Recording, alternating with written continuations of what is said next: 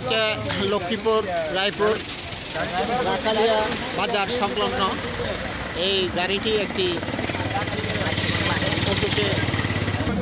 এই গাড়িটা হচ্ছে ঢাকা মেট্রো 159891। হ্যাঁ ভাই হোসেন ভাই, এটা কি হয়েছে বলেন তো একটু। এটা হয়েছে আপনার এই দুইটা সিএনজিটা আর আপনার এই ট্রাকটা রায়পুর থেকে আসতেছে। হ্যাঁ, এই গাড়িটা ট্রাকটা অতি দ্রুত আসার কারণে সিএনজির পিছনে ধাক্কা দেওয়ার কারণে সিএনজিটা আপনার বাইরে চলে গেছে। বাইরে চলে যাওয়ার কারণে আপনার 4টা লোক, ড্রাইভার এমনকি প্যাসেঞ্জার 3 জন অ্যাক্সিডেন্ট হয়েছে। ওনারা প্রাথমিকভাবে রায়পুরে ট্রিটমেন্ট হওয়ার জন্য গেছে। ওনাদের বাড়ি হলো ফেনীতে। জি। এই যে এটা হচ্ছে লক্ষ্মীপুর রায়পুর রাখালিয়া নামক স্থানে, যেখানে অটোকে করা হয়েছে। এখানে যাবো আমরা। আশঙ্কাজনক অবস্থায় আছে। আমরা যাচ্ছি যেখানে অটোটা পড়ে গেছে, যেখানে মারছে ওইখানে।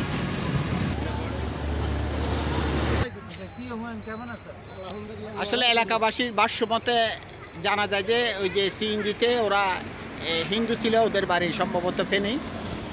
ওদেরকে উদ্ধার করে কি? হ্যাঁ, ওদেরকে উদ্ধার করে একটা প্রাইভেট কারে উঠাই দিয়েছি ডাক্তার মেডিকেলে যাওয়ার জন্য। মেডিকেলে রায়পুর নিয়ে গেছে না? এই যে গাড়িটার বিশাল বেতাল অবস্থা, মানুষকে রায়পুর হাসপাতালে নিয়ে গেছে, এই ধরনের তথ্য পাওয়া গেছে। এখন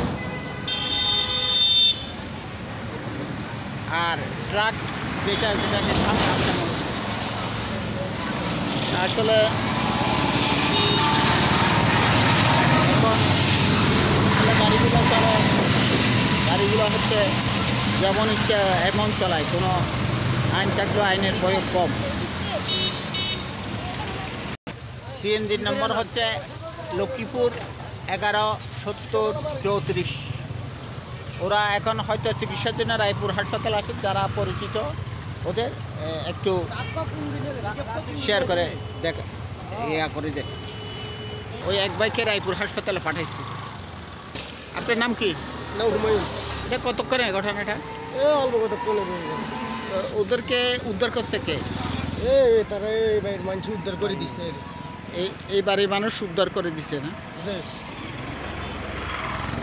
এটা হচ্ছে নিজে বাড়ি। ওদের তথ্য মতে জানা গেছে যে ওরা উদ্ধার করে ওরা একটা প্রাইভেট কারে তুলে নিয়ে গেছে রায়পুর হাসপাতালের দিকে। আর যারা যাত্রী ছিল ওরা হিন্দু, বাড়ি ফেনী। বিষয়টা যদি কোনো আত্মীয় স্বজন রায়পুরে থাকেন, আর না হলে রায়পুরে কিছু মানবিক সংস্থার লোক আছে, হাসপাতালে গিয়ে ওদের অবস্থাটা দেখেন কি অবস্থা। আবু মুসা মোহন, রায়পুর রাখালিয়া বাজার থেকে।